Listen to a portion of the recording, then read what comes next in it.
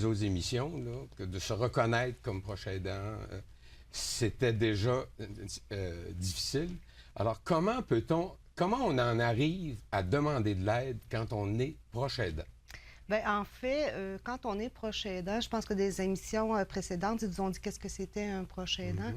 Quand on arrive comme proche aidant, puis qu'on prend comme le mandat de s'occuper de la personne aidée, on se donne comme un mandat ou un devoir de le faire. Alors, le proche aidant est de façon, je vais l'imager, là, mais comme de façon stable, les pieds écartillés, les points forts, je vais aller jusqu'au bout de la mission que je me donne. C'est un travail qui est très exigeant physiquement et psychologiquement. Mais quand on est dans une situation de proche aidant, donc on a un premier sentiment c'est d'être capable Oui. d'avoir l'énergie et la volonté de le faire. Oui. Mais au-delà de ça, c'est quoi les signes qui font qu'à un moment donné, on devrait demander de l'aide? Bien, moi, je crois qu'au début d'un parcours, un proche aidant devrait se donner tout le temps du temps pour lui. Même au début d'un parcours, il devrait se donner du temps. Il y a des signes d'épuisement qui sont là, comme pour le proche aidant, quand il n'y a plus le temps de s'occuper des autres membres de sa famille, ou des Ah gens oui. proches, ou des gens ses amis, il n'y a plus le temps pour eux. Il y a des signes d'épuisement physique, soit d'irritabilité, des problèmes d'alimentation, des problèmes de sommeil aussi. Ça, je vous dirais que c'est à l'extrême. Le proche aidant aurait dû faire sa demande à recevoir de l'aide avant ça. Il n'y aurait pas aussi un certain lien avec le fait que demander de l'aide, là, pourquoi demander de l'aide? Moi, je suis capable. Là. Le proche aidant peut vivre de la culpabilité, la peur de déranger les autres aussi. Et le gros impact, c'est la peur du jugement aussi. Se faire juger par les autres parce qu'il s'occupe de quelqu'un qui l'aime, de quelqu'un à qui il doit des choses, ou bien il le fait par amour, ou bien par reconnaissance. Alors, il a peur d'être jugé par les autres, de ne plus être capable de s'occuper de la personne. Donc, aujourd'hui, là, par ce questionnement, demander de l'aide, on pourrait donc s'attendre à ce qu'il y ait des gens qui nous écoutent et qui, à un moment donné, là, comprennent que demander de l'aide, là, c'est pas si négatif que ça et que c'est vraiment essentiel. Oui, bien, en fait, oui, je crois que c'est essentiel d'avoir de l'aide pour avoir du temps pour soi. Alors, prenez l'image de tantôt que la personne est bien ancrée. Quand la personne commence à être en déséquilibre, à être sur une jambe, puis que là, c'est important parce qu'elle va s'épuiser à donner ce soutien-là. Bien, je me place dans la situation, je suis proche aidant, là, je m'occupe de mon épouse. Là, je viens de vous écouter, là, et là, demain matin, là, je dis, bon, là, ça y est, j'ai constaté là, que j'étais au bout du rouleau. Je fais quoi comme proche aidant? Je pense qu'il faut bien reconnaître c'est quoi nos besoins comme proche aidant. Comme ma personne, qu'est-ce que j'ai comme besoin? Je vais vous donner 2 trucs là, que je donne souvent aux gens avec qui j'interviens. Le premier truc, c'est de se dire dans une situation idéale, dans un monde idéal où ce que la situation est la même, qu'est-ce que j'aimerais qu'il change? OK? Ah oui. Comme, je sais pas, moi, mon proche aidant, ma personne aidée est atteinte de la même façon qu'il est là présentement. Qu'est-ce que j'aimerais qu'il puisse changer? Si j'avais une baguette magique, je changerais quoi, moi, dans ma vie? Alors, ça, c'est un signe que c'est un besoin. C'est qu'est-ce que j'ai comme besoin. Un autre truc que je donne aux proches aidants, c'est la corde à linge. On a une Ah corde oui? à linge, OK? On a une corde à linge où on étale par les épingles à linge tous les services ou bien toute l'aide qu'on donne à son aidé. Se dire, qu'est-ce que j'aimerais enlever de cette corde à linge-là? Puis, est-ce qu'il y a quelqu'un qui peut me le donner, ce service-là? Et est-ce que c'est possible? Alors, de bien reconnaître, parce que souvent, le proche aidant a de la difficulté de dire où est-ce que j'ai besoin d'aide? Il y a une autre chose que je veux dire aussi, c'est que souvent, ils vont dire ma personne aidée n'acceptera jamais de l'aide d'une autre personne. Je pense que c'est important que ce n'est pas la personne aidée qui a besoin d'aide parce qu'elle, elle le reçoit. Elle reçoit les services de l'aide. Je pense que c'est une différence. Oui, c'est différent. Mais il n'y a pas un danger là, que la personne aidante se place, si elle ne demande pas d'aide, se place dans la même situation que la personne aidée. Je vous dirais que j'ai vu des situations où le proche aidant était beaucoup plus épuisé, beaucoup plus fatigué que la personne aidée, là. Donc, si on essaye de résumer, il y a vraiment pas de problème à demander de l'aide? Bien, en fait, comme je vous disais, la première chose pour le prochain aidant, c'est d'avoir un recul, d'essayer de voir au niveau de ses signes d'épuisement. OK? Moi, j'ai ça comme signe d'épuisement. Je dors mal, je mange mal, j'ai des signes d'agressivité. Hein? Puis souvent, c'est des gens qui sont pas agressifs dans la vie, mais par un surplus. Hein? On sait ce que la fatigue peut amener, peuvent avoir des signes d'agressivité. Après ça, de reconnaître qu'est-ce que j'aimerais que les autres m'aident. Où est-ce que j'aimerais? C'est dans quel domaine? Là, comme je vous dirais, je reprends le système de la corde à linge. Je vais vous donner un exemple. Bon, il donne comme des services, mettons, l'aide à l'hygiène, l'entretien ménager, la préparation de repas, l'aide à l'incontinence. Bon, mettez-en. Moi, ce que j'aimerais, ce que je trouve difficile, c'est l'aide à l'hygiène. Je trouve ça bien difficile. Moi, j'aimerais peut-être ça que quelqu'un puisse m'aider. Alors, on peut-tu l'enlever de la corde à linge, l'aide à l'hygiène, puis aller chercher de l'aide à quelque part? Et l'aide, on va la chercher à quel endroit? Bien, je vous dirais qu'à prime abord, il faut regarder avec la famille directe. Hein, bon, avec très important, je pense que c'est bien. Là. Ouais, parce que la famille directe, souvent, ils ne sont pas conscients de toute l'aide que le proche aidant peut apporter à son aidé. Vous savez, passer des semaines complètes avec quelqu'un ou passer 2 heures, c'est différent. Fait que de laisser la famille entrer dans ce domaine-là, le proche aidant, des fois, va avoir de la difficulté à faire entrer les membres de la famille dans son quotidien, voir ce qu'il veut, ce qu'il vit peut-être par culpabilité ou en tout cas, comme je disais tantôt, là, par ne pas déranger les autres aussi. Mais en premier, il faut impliquer la famille, puis il faut faire prendre conscience aussi à la famille des enjeux reliés à cette situation-là. Puis de dire le degré d'épuisement aussi, où est-ce qu'on en est rendu au niveau de l'épuisement. La deuxième porte d'entrée serait le CLSC. Oui, les CLSC dans le territoire de Portneuf. Il y en a un à Saint-Marc, Pont-Rouge, Saint-Raymond et Donnacona. Au programme Accueil, Évaluation, Orientation. C'est des professionnels qui vont vous accueillir, qui vont évaluer aussi vos besoins et vont aussi vous orienter soit vers les services à même le CLSC ou les services communautaires. Donc, il y a des organismes communautaires aussi qui peuvent venir en support. Oui, et de plus en plus, il y a de plus en plus d'organismes communautaires qui donnent du soutien là, aux proches aidants. Encore là, j'aimerais peut-être, quand vous communiquez avec le CLSC pour faire une demande de service, c'est de bien exprimer son besoin, d'être clair dans la façon qu'on fait la demande. Moi, j'en ai vu des gens dire « Ah, ça va pas si pire, moi j'aurais besoin d'aide juste pour l'entretien ménager. » Puis quand j'arrive et que je les vois, c'est des gens qui sont complètement épuisés. Moi, je vous dirais que si le proche aidant prend du temps pour s'occuper de lui ou demander de l'aide, je crois que c'est un signe d'amour qu'il porte vers sa personne aidée parce qu'il va s'occuper de lui pour s'occuper de sa personne aidée le plus longtemps possible. Là. Je pense que c'est très important ce que vous venez de dire. S'aimer soi-même pour être capable de mieux aider ceux qu'on aime. Alors, Jane Mitchell, merci beaucoup de ce témoignage.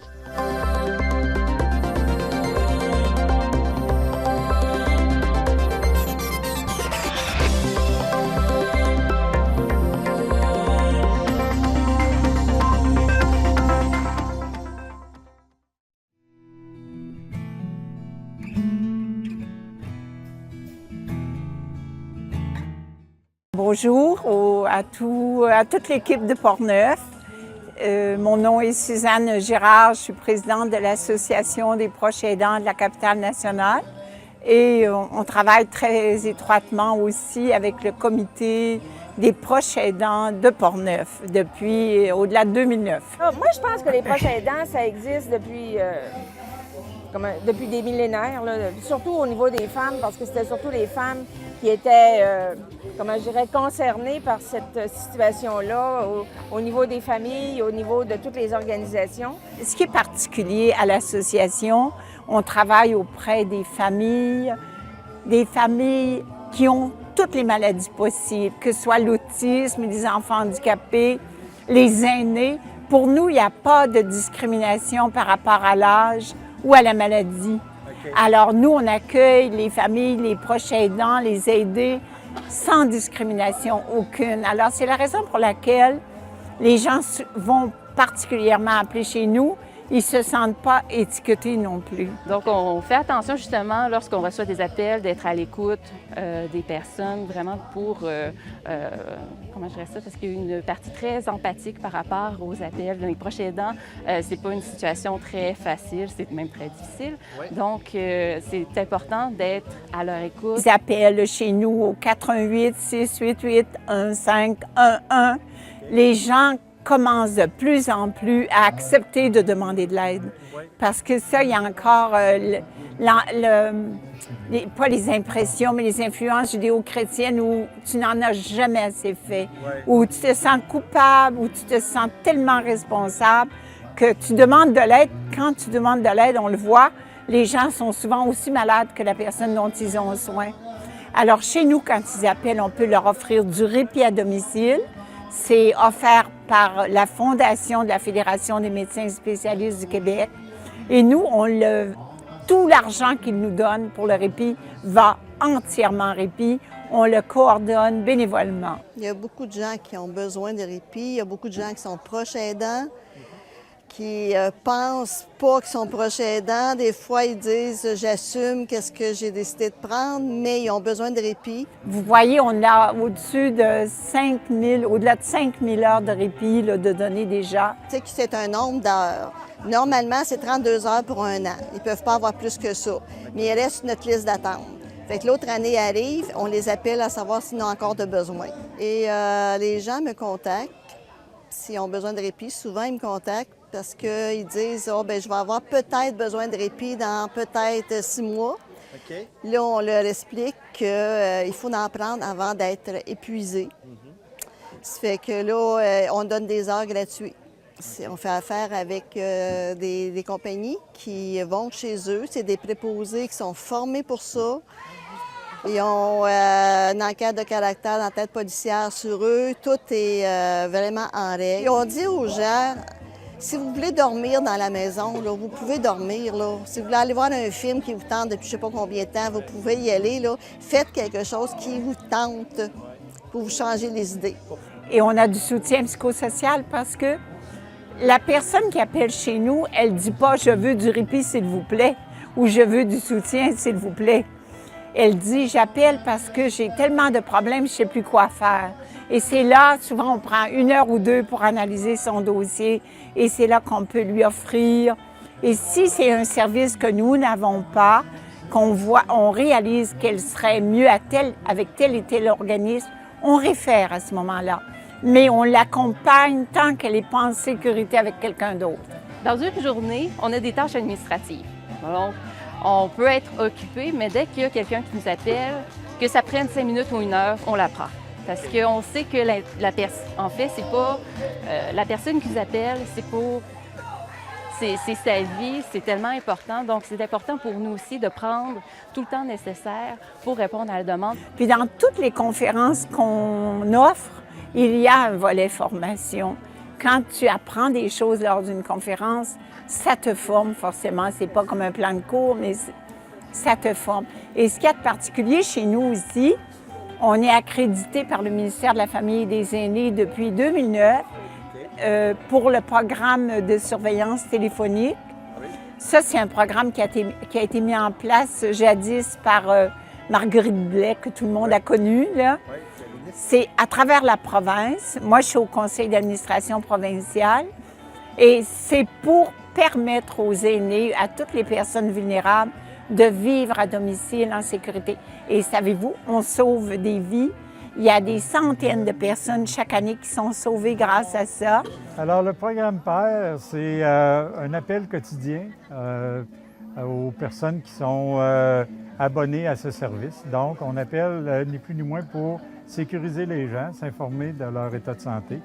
Et puis, c'est un appel automatisé qui est effectué à l'heure que la personne désire l'avoir. Actuellement, c'est entre 8h30 et midi. Et puis, on appelle tous les jours. C'est un des services qu'on donne actuellement parmi quelques autres. C'est pour des personnes, en fait, qui habitent seules dans leur résidence, qui veulent avoir une sécurité additionnelle.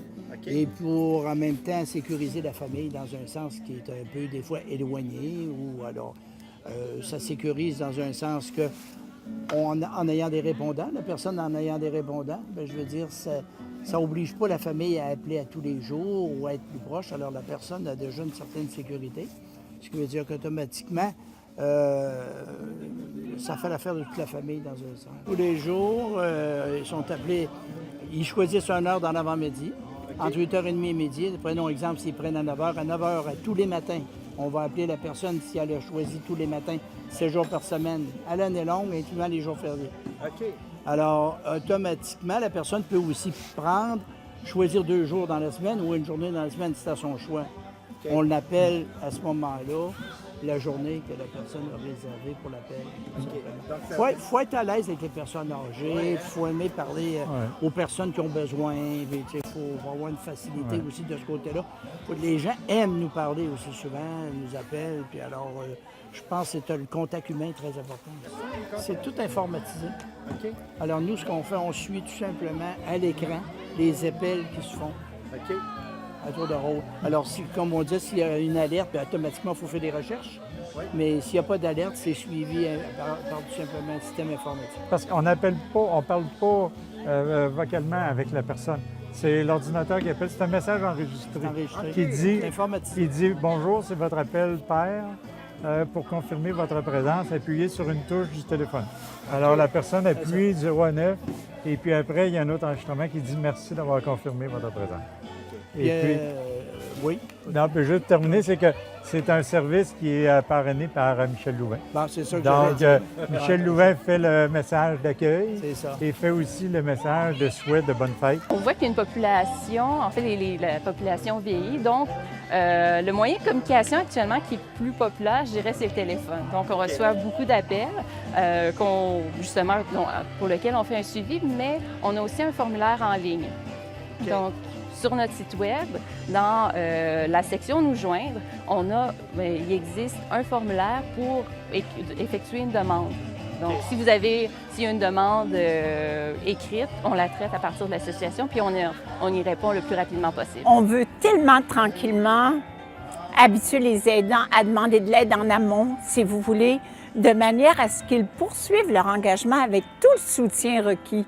Autrement, c'est pas possible. On dit que 63 % des aidants décèdent dans les premières années avant les aider. Est-ce que c'est normal? Est-ce qu'on est capable de travailler 24 heures par jour, peut-être souvent avec des restrictions budgétaires sévères, très isolées, C'est comme mathématiques, vous comprenez? On ne peut pas suffire à la tâche. Le plus bizarre dans le concept de proche aidant, c'est que tu deviens proche aidant sans trop t'en apercevoir. Ouais. Tu commences par aller friser ta mère, par exemple, y faire ses petites courses à l'épicerie, puis tout à coup, elle tombe, là, il arrive des conditions physiques qui viennent bouleverser et sa vie et la tienne. Ici à Portneuf, c'est merveilleux. Il y a un réseautage très solide qui s'est constitué assez rapidement. On ne réussit pas la même chose dans la ville de Québec. Hein? Ah oui? Moi, je suis à Québec, là, et on a essayé de faire comme eux, mais ce qu'ils réussissent ici ne fonctionne pas nécessairement. C'est plus impersonnel en ville. Mais là, on tente d'autres approches, là. Mais ce réseautage-là est inouï. Chaque personne, vous savez, c'est comme ça qu'on se soutient entre proches aidants.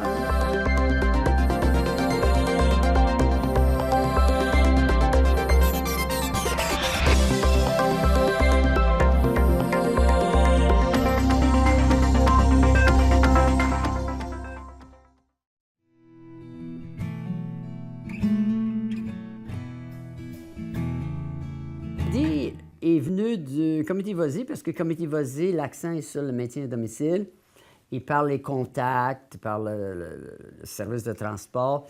On a découvert de plus en plus des gens qui avaient des troubles de mémoire, c'est-à-dire au niveau léger et modéré. D'accord?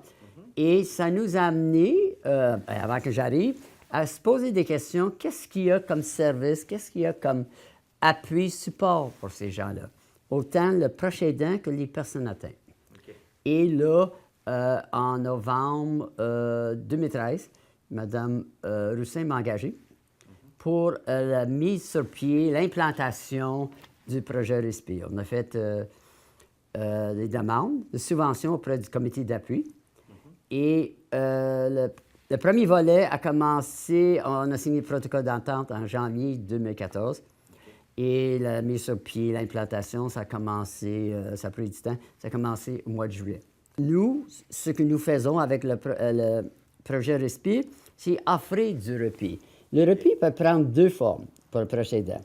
L'aide proche, c'est-à-dire la personne atteinte de troubles de mémoire, va venir ici les mercredis. On va dîner ensemble, ils arrivent à 11h15, dîner ensemble, et ensuite, nous organisons des activités de stimulation cognitive. Dessin, bricolage, on fait un peu de zoothérapie, la musique.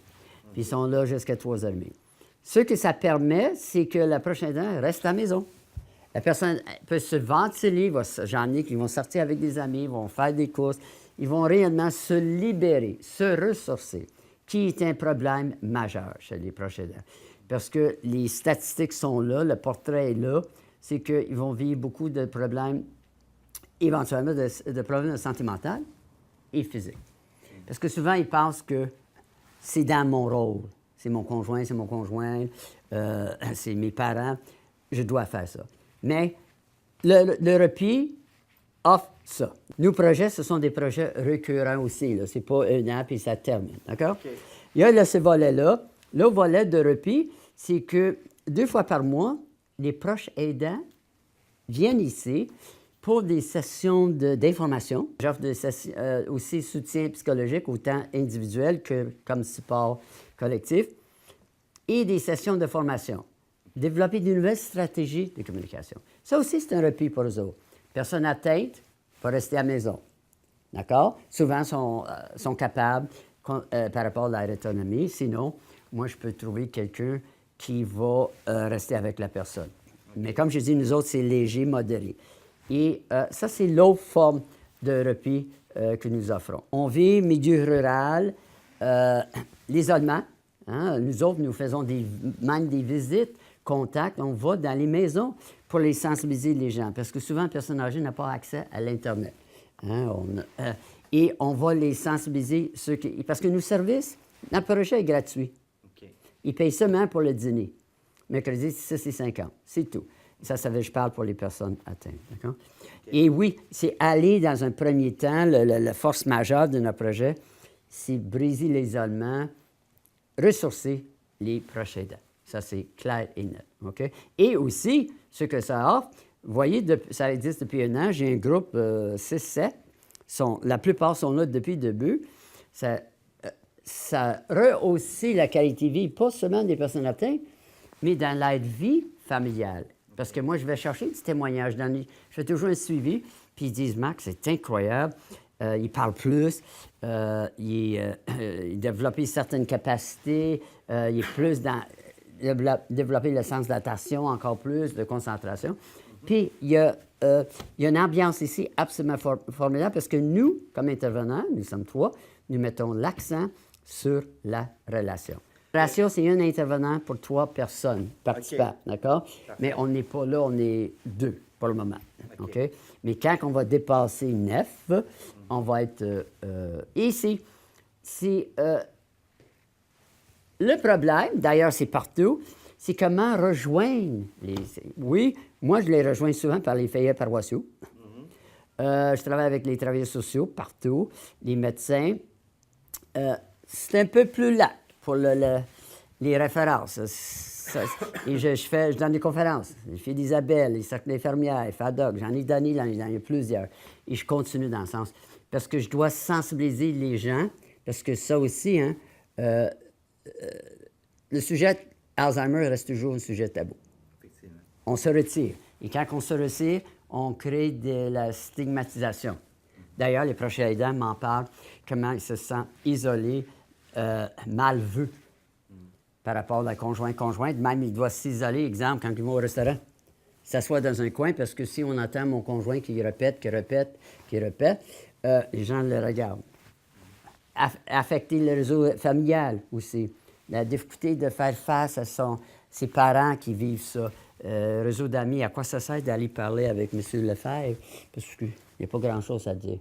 Et ça c'est un élément de conflit intérieur chez les proches aidants aussi. Bien, ici, nous couvrons Saint-Raymond, Pont-Rouge, Sainte-Christine, Saint-Léonard, Lac-Sergent, Lac-Sept-Îles.